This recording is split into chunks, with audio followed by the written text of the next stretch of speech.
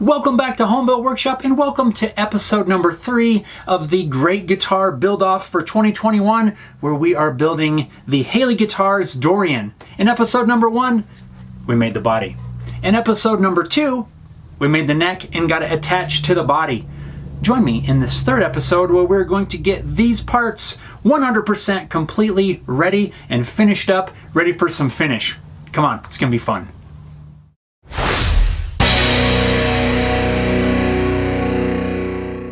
So what exactly do we need to do to get these pieces ready for finish? Well, the neck for the most part is done. We've got to do some finish sanding, get everything nice and smooth. I need to get the nut slot cleared out and ready to go, and really that's about it for the neck. For the body, we need to drill a hole for the output jack as well as holes for the controls. We need to get the control cavity cover fitted and holes drilled for the screws there. Then we need to carve a belly carve as well as some comfort carves around here to make it more comfortable. And then it's on to a lot of sanding and then some grain filling. So let's get started. I'm going to begin with the neck because it really has the least amount of work to do before I can start on the finish.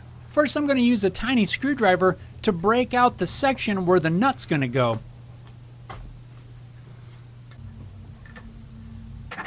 And then I'll use a small file to clean up the bottom of the nut slot. I want to make sure it's nice and flat. And now all I really need to do is spend some time sanding. Yay, my favorite.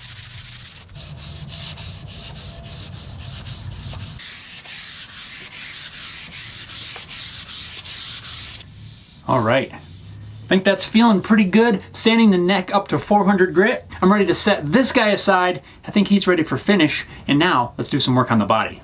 The first thing I need to do is drill the holes for the volume tone and the switch. Now this would have been easier if I'd have done this when I had the template originally attached. I could have just dropped the template for the control cavity cover in place, marked out the hole locations, and I would have been ready to go, but not really a big deal. We have the location routed on the back, so I can drop the cover template in place and we'll drill the holes that way.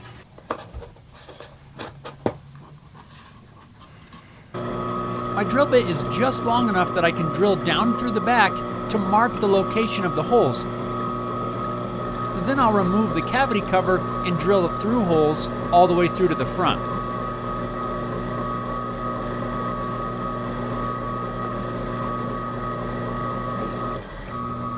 And now I can flip the piece over and use a Forstner bit to drill part way through the top. Then to reduce tear out, I'll flip it over again and drill the rest of the way through from the back.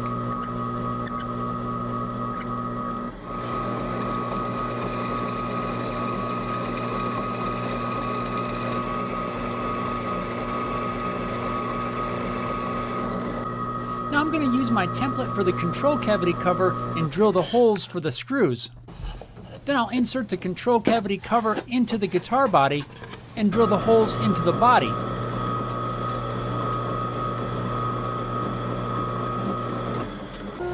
Then I'm going to send the body through the drum sander really lightly to take off some thickness of the control cavity cover. This is going to make sure it fits nice and flush. And the last step for fitting the control cavity will be to countersink the screw holes.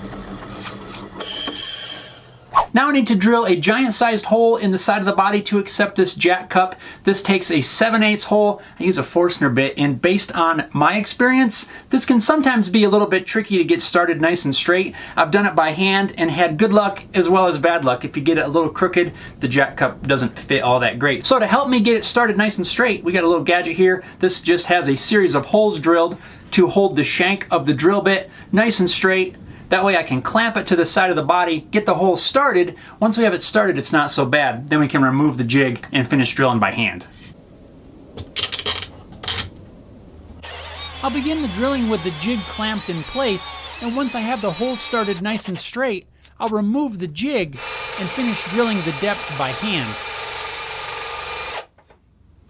Once I have the depth deep enough, I'll switch to a smaller drill bit and drill a small through hole for the wiring.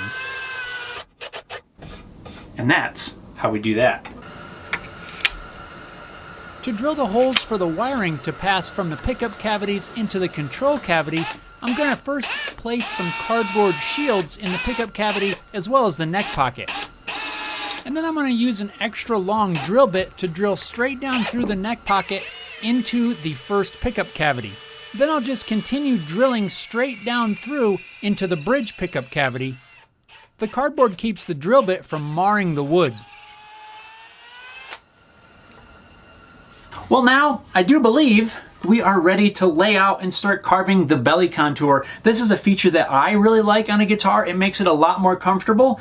We just need to lay out a line here and then we can start carving it away. And really, I had to call for backup to lay this out because if I had 3 arms, it'd be a lot easier. To lay out the line, I'm going to use this flexible steel ruler and we'll just bend it into the shape that we want and then we'll just strike a line. Now you could use tape to kind of hold this into a bow shape, but really it's a lot quicker. Hold it in place while Haley draws a line. I'll just bend this into a shape. We'll find the location that we like. Go for it, I like that.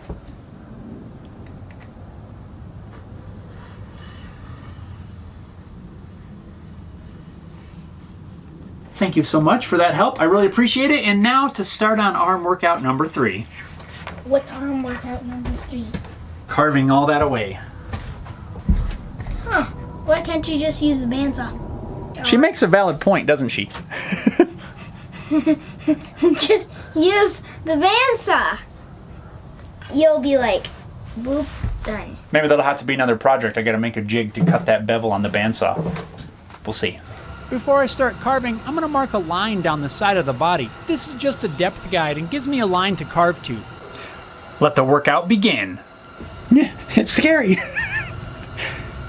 It's so nice and crisp and clean. Sharp edges, look at that. We gotta just ruin it to get started. Aha, there, done. That's probably the hardest part, ruining the nice crisp edge that you've been working so hard to maintain. Once you ruin that sharp edge, the rest is just easy. We're just gonna carve away until we reach our lines. Once I get down to about the final depth, I use a card scraper to smooth it up. This really helps even out any high spots that you might have. Now I'll sketch out for a couple more access carves around the neck pocket.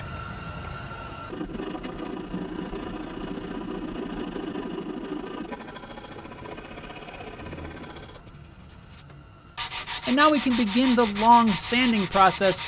I'm going to start sanding the belly carve using a flat stick wrapped with sandpaper. This helps really remove any high spots and make sure the whole thing is nice and flat and smooth. A large dowel makes a great sanding block and helps you really get into the curved contours of the access carves. This particular piece used to be an old broom handle. All right. With that out of the way, now we can move on and sand the rest of the body. I want to sand everything up to at least 400 grit, get it nice and smooth so that we can apply some grain filler.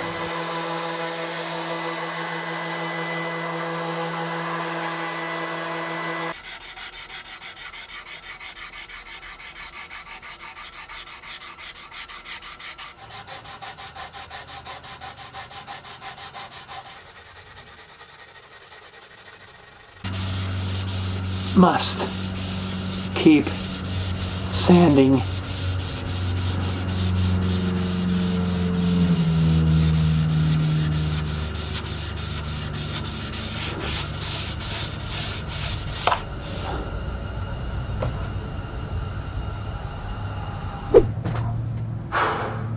Well, now that that ton of fun is over with, we are now ready to move on to fill the grain. Mahogany has a lot of open grains, so if you're going for a very smooth surface, it's important to fill the grains. If you're not really concerned with that, you don't really need to do this step. I think it looks cool both ways, but I want this to be nice and smooth, so we're gonna fill the grain. Before I begin applying any filler, I'm gonna run a line of tape around the top edge of the guitar, covering the edge of the maple cap. This is really just an extra insurance policy to help make sure that I keep the filler off of the top of the guitar. Any filler that gets on the top is going to potentially affect how the dye takes to the wood, and I don't want that. Then I'll use some compressed air to blow all of the dust out of the pores of the wood. They need to be nice and clean so that the filler goes in the pores, not the sawdust. Now there are several different methods that you can use to fill the grain, from wet sanding with some type of a finish to create a slurry which clogs the holes, fills them up, and works really well. You can also use any number of different commercially available products. I've had really good luck using stuff like Timbermate. You thin it with water, it goes on really well. But the finish that I'm going to use is this water-based grain filler made by Crystal-Lac. It goes on really easy, dries nice and clear, works really well. One thing I want to point out though is a grain filler is different than a wood filler. This stuff is not intended to fill nail holes or hide imperfections or anything like that. This is purely meant to fill the small grains of the wood. Let's get this applied. You can use just about any method you can think of to apply this filler. You could wipe it on with your bare hands. You could use a brush. I'm going to wipe it on with a rag.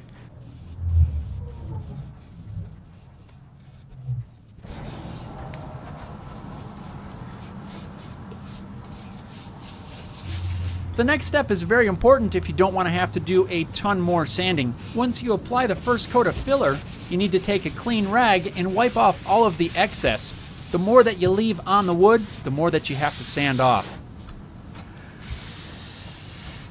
And sanding is our next step. You need to let the filler dry for 2 to 4 hours or so, then you sand most of it back off, leaving only the filler down in the pores of the wood.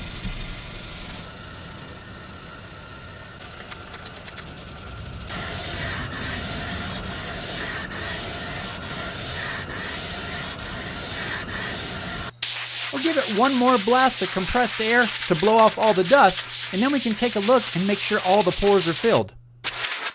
After cleaning it off with the compressed air, I'm just going to shine a light across the surface, and I can look at it and see if I have any open pores, and everything looks good. I don't see anything left to fill. If I still saw some pores in there, I would have to apply the filler a second or possibly third time. Normally it takes 2 coats, but I think this time, I think we're good with just the one. Next up, gotta get some color on the top. But you're gonna have to stick around for the next episode, because in the next episode, we're going to dye the top and also spray the finish as well as finish the neck. I can't wait for that, to see what this is gonna look like. Thanks a lot for watching, guys. Stick around for the next episode. We'll see you next time.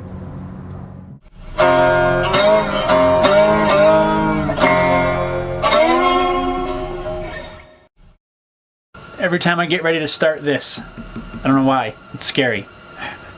But you gotta just break through and go for it. It's on your face. Now it's on your face. All right.